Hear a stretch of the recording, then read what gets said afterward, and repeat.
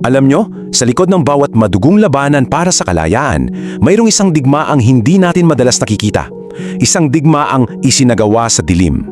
Ngayon, pag-uusapan natin ang mga kwento ng mga lihim na espiya ng Katipunan.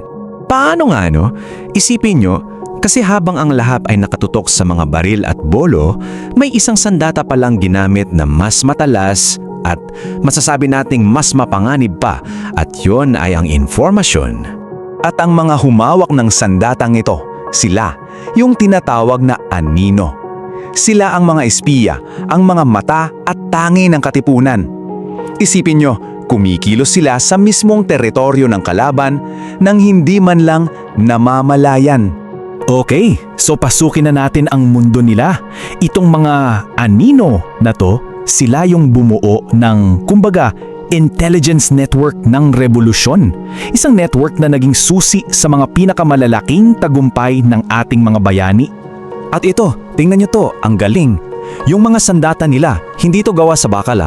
Ang armas nila, yung kanilang talino para makuha ng impormasyon, bilis para maipasa yon, katapatan sa kilusan, at syempre, yung abilidad na manatiling isang malaking lihim. So paano sila nag-uusap-usap kung sa bawat sulok may mga matang nakabantay, 'di ba? Dito na ngayon papasok yung galing nila, yung paglikha ng isang lengguwahe na sila-sila lang ang nakakaintindi. Ang isa sa mga pinaka-powerful na tool nila, yung tinatawag na cipher o mga kodigo. Basically, isa tong paraan para palitan ang mga letra, para yung isang sulat na mukhang ordinaryo maging isang malaking puzzle para sa kung sino mang makakabasa na hindi nila kasama. Heto, isang simpleng halimbawa, yung letrang A, ginagawa nilang Z. Yung B, nagiging Y. At tuloy-tuloy lang yang. Sa ganitong paraan, kahit mahuli ng mga Espanyol yung mga sulat nila, wala, hindi nila maintindihan. Ang talino, di ba? Pero teka, hindi lang sa sulat ang kodigo nila. Minsan, nasa mga simpleng kilos lang.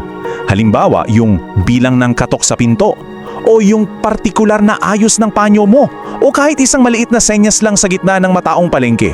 Lahat yan may kahulugan. Ganyan sila kalupit magpalitan ng impormasyon sa harap mismo ng mga kalaban.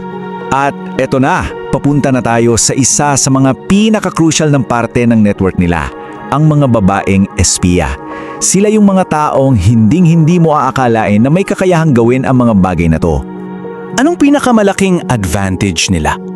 Simple lang, parang invisible sila. Kasi alam nyo, dahil sa pananaw ng lipunan noon, sino ba namang maghihinala sa kanila, di ba? Ito yung nagbigay sa kanila ng kalayaan na gumalaw, kumuha ng informasyon na, aminin natin, hirap gawin ng mga kalalakihan noong panahong yon.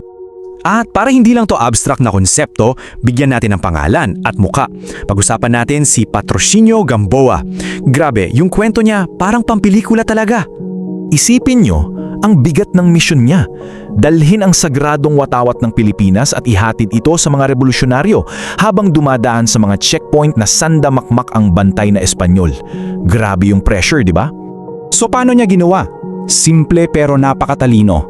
Nagpanggap siyang isang ordinaryong magsasaka, kasama pa yung kunwari niyang asawa.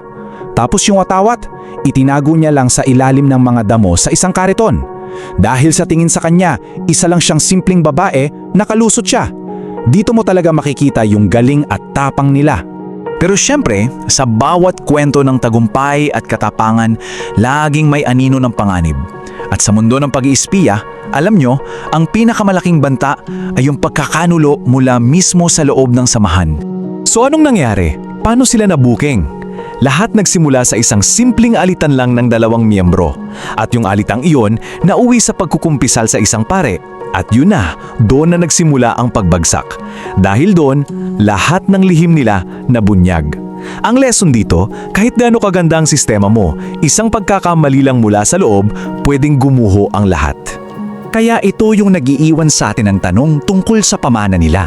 Kasi yung totoo, marami sa kanila hindi nating kilala. Yung mga pangalan nila na natiling anino na lang, nakatago sa mga pahina ng kasaysayan. Kaya kailangan nating tandaan, yung kalayaang meron tayo ngayon, hindi lang yan napanalunan ng mga sigaw at itak sa labanan. Binuo rin to ng mga pabulong na mensahe, mga lihim na pagbupulong at yung mga sakripisyong hinding-hindi man lang nabigyan ng medalya. Sila Sila yung mga bayani na walang monumento, walang pangalan sa mga libro. Pinili nilang manatili sa dilim para lang yung buong bansa makahakbang patungo sa liwanag. So iwan ko kayo sa tanong na to. Pag-isipan nyo, sa kasaysayan ng sarili ninyong pamilya o kahit sa bayan nyo, may mga kwento ba kayo ng mga anino? Yung mga taong tahimik na nagsakripisyo para sa ikabubuti ng lahat? Baka naman yung mga kwento nila naghihintay lang na may makatuklas. Kung nagustuhan mo ang kwentong ito, huwag kalimutang i-like ang video, mag-subscribe at i-on ang notification bell para sa iba pang alamat at kwentong bayan. I-share mo rin ito para mas marami pang Pilipino ang makaalala ng kagandahan ng ating mga kwento.